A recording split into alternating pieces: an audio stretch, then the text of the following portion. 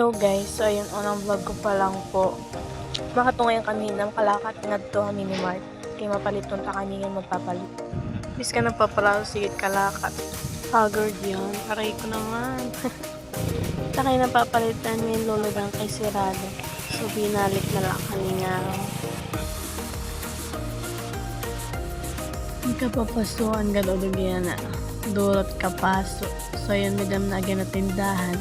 Nulong kami nga tapos napakain ako nalulod kasudiringan niya ng lulod siya pinat na lang kami ng ice cream kinagpaparaso man niya na naadlaw tapos lumakat na kami nga may kami kung night maglulod durot kapaso nga diyagiwan kaso kay mayagi ang pahadi na akbuduhan na bugto kami nira ko napapalito susumigi na lang kami tapos ginulat namon ni Radidilan motor Kira na gin iriyasan ergen palit. Kinasira na buto ko na sigilan ng tawa kay wari man ngayang bubutan ergen palit. So lumakat na kami, pabalik pakat tuhaan. Kapaso. Tapos umagani kami nga di para magpalod. Kay wari man dito lodan na muna naging kadto na tindahan.